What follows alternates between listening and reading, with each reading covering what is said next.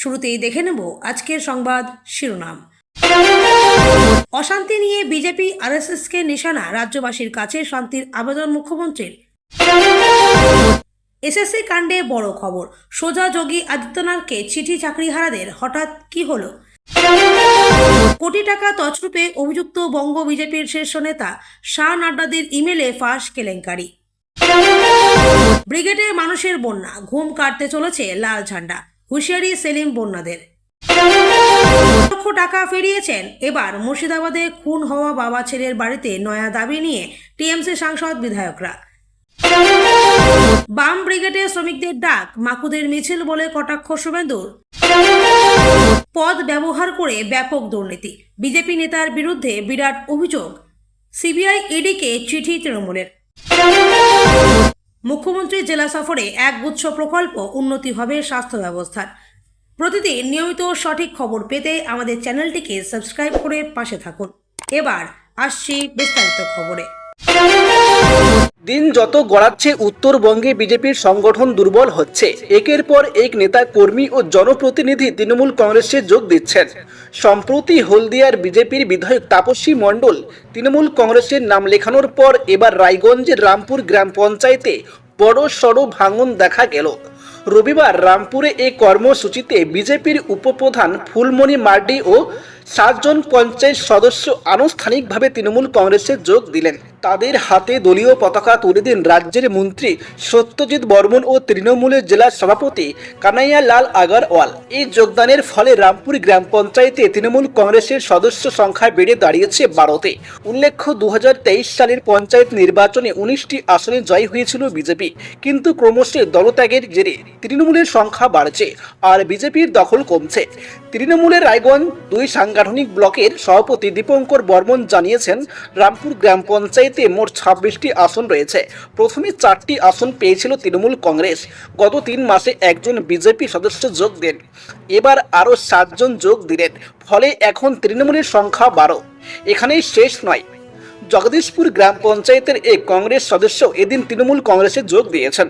সূত্রের খবর, উত্তরবঙ্গে আরও কয়েকটি গ্রাম পঞ্চায়েতে বিরোধী শিবির ভাঙতে চলেছে।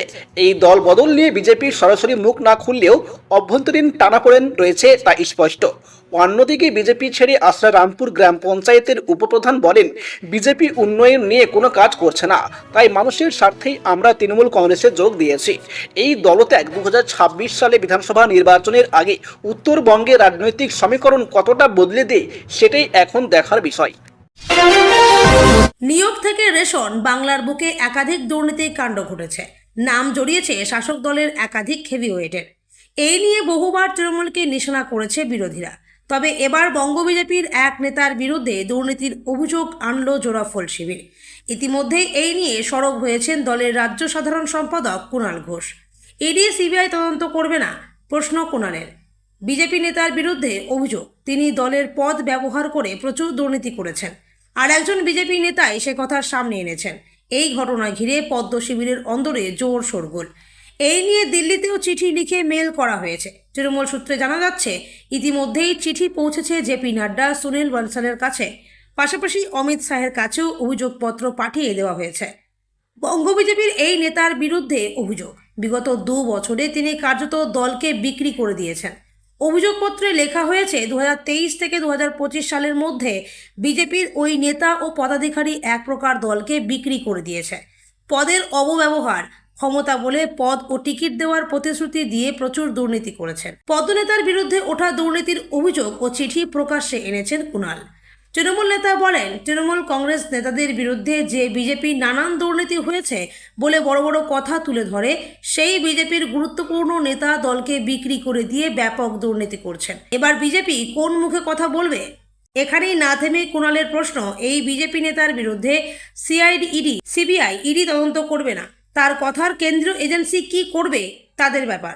তবে দলের তরফ থেকে সিবিআই ইডির কাছে এই অভিযোগপত্র জমা করা হবে। সেই সঙ্গেই রাজ্য পুলিশের ডিজি রাজীব কুমার ও সিআইডির কাছেও এই অভিযোগপত্র জমা করে তদন্তের দাবি জানানো হবে। উল্লেখ্য, বছর ঘুরলেই রাজ্যে বিধানসভা ভোট, তার আগে নানান ইস্যুতে সরগরম বাংলা। এই আবহে বঙ্গ বিজেপির এক নেতার বিরুদ্ধে দুর্নীতির অভিযোগ। ইতিমধ্যেই এই নিয়ে সুর চড়িয়েছেন তৃণমূল নেতা কুণাল। আগামী দিনে এই ইস্যু কোন দিকে মোড় নেয় সেটাই দেখার। গত 3রা এপ্রিল 2016 সালের এসএসসির সম্পূর্ণ প্যানেল বাতিল করেছিল সুপ্রিম কোর্ট। সম্প্রতি মধ্যশিক্ষা পর্ষদের আবেদন মেনে নিয়ে শীর্ষ আদালত সাময়িক স্বস্তি দিলেও আন্দোলনের পথ থেকে সরে আসেননি চাকরিহারারা। এবার যেমন উত্তরপ্রদেশের মুখ্যমন্ত্রী যোগী আদিত্যনাথকে চিঠি দিলেন তারা, সুপ্রিম রায়ে চাকরি বাতিলের পর থেকেই আন্দোলনে পথ বেছে নিয়েছেন চাকরিহারা শিক্ষক শিক্ষাকর্মীরা। সম্প্রতি চাকরিপ্রার্থী চাকরিজীবী চাকরিহারা ঐক্য মঞ্চের তরফ থেকে নবান্ন অভিযানের ডাক দেওয়া হয়েছিল।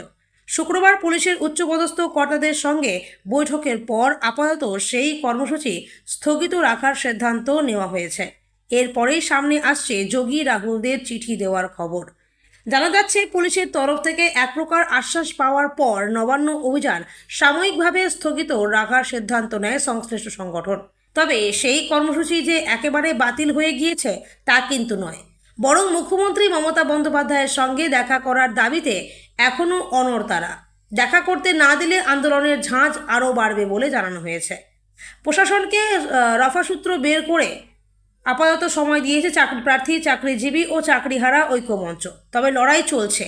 এই লড়াইয়ের পাশে থাকার আবেদন জানিয়ে উত্তরপ্রদেশের মুখ্যমন্ত্রী যোগী আদিত্যনাথ, লোকসভা বিরোধী দলনেতা রাহুল গান্ধী ও কেরলের মুখ্যমন্ত্রী পিনারাই বিজয়নকে চিঠি দেওয়া হয়েছে বলে খবর।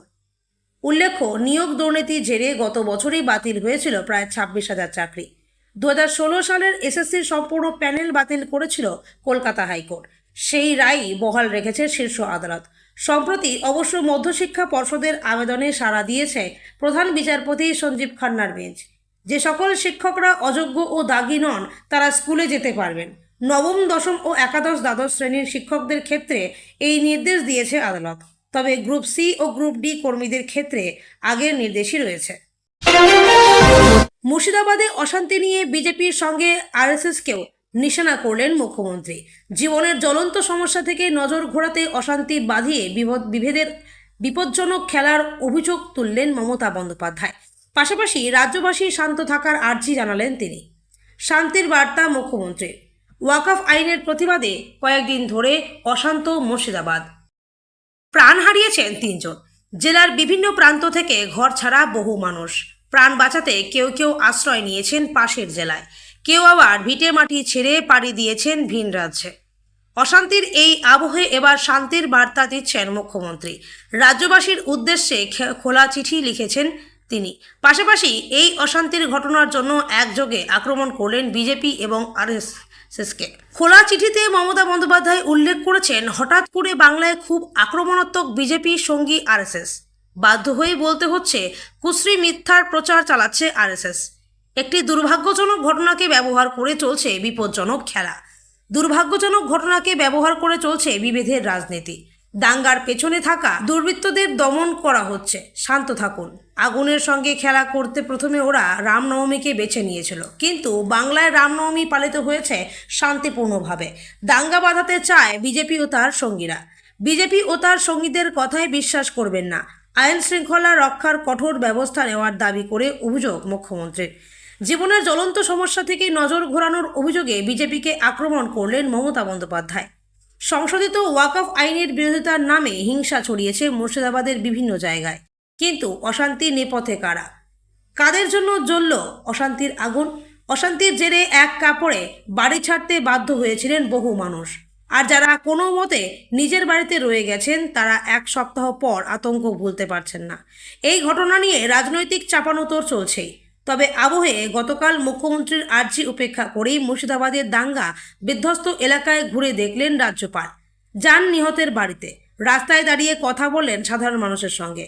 আবার তার সঙ্গে দেখা করতে না পারায় বিভিন্ন জায়গায় অবরোধ করেন গ্রামবাসীরা। শনিবার প্রথমে জাফরাবাদে নিহত হরগোবিন্দ দাস ও চন্দন দাসের বাড়িতে যান রাজ্যপাল। তাকে দেখা মাত্রই কান্নায় ভেঙে পড়ে নিহতের পরিবার। এখান থেকে বেরিয়ে সুভাষ দাস ও শিপ্রা দাসের ক্ষতিগ্রস্ত বাড়িও দেখতে যান রাজ্যপাল। বামপন্থী 4 গণসংগঠনের আহ্বানে রবিবার ব্রিগেড প্যারেড গ্রাউন্ড যেন পরিণত হলো মানুষের বন্যায়। দুপুর 3টে থেকেই শুরু হয় জমায়েত। সেখানে রাজ্যের কোনাকাঞ্চ থেকে লাখো মানুষ যোগ দেন। মঞ্চে ছিলেন সিপিএম রাজ্য সম্পাদক মোহাম্মদ সেলিম, ক্ষেতমজুর নেত্রী বন্যা টুডু, কৃষক নেতা অমল হালদার, সিটুর আনাদি সাহু, বস্তি উন্নয়ন সমিতির সুখরঞ্জন দে এবং নিরাপদ সর্দার। সেলিমের হুঁশিয়ারি, সিপিএম রাজ্য সম্পাদক বলেন, যারা দূরবীন দিয়ে লাল ঝান্ডা দেখতে পাচ্ছিলেন না, আজকের ব্রিগেড তাদের ঘুম উড়িয়ে দেবে। কাজ নেই, নিয়োগ নেই, দুর্নীতিতে রাজ্য ডুবে আছে। 26,000 চাকরি হারানো মানুষের ন্যায্য দাবি আজ রাস্তায়। তিনি আরও বলেন, লাল ঝান্ডা কোনো চিটফান্ডের টাকায় কেনা কাপড় নয়। হিংসা দেখলে প্রতিরোধের ডান্ডা মোটা করতে হবে। দেশের ভবিষ্যৎ রক্ষায় লাল ঝান্ডাকে শক্তিশালী করতেই হবে। বন্যার তোপ। ক্ষেত মজুর সংগঠনের নেত্রী বন্যা টুডু আঞ্চলিক ভাষা ও বাংলায় বলেন, 100 দিনের কাজ বন্ধ করা হয়েছে, অথচ দিদিমণি বলছেন চপ বিক্রি করুন। আমরা চাই 200 দিনের কাজ, বিনা পয়সায় বিদ্যুৎ এবং নারীদের সুরক্ষা। তিনি স্পষ্ট বার্তায় বলেন, খেলা আমরাও করব, 26-এ আমরা উইকেট ফেলব। ভোট আর রুটি রুজির লড়াই আলাদা, কিন্তু আজকের সমাবেশ সেই লড়াইকে আরও জোরালো করবে।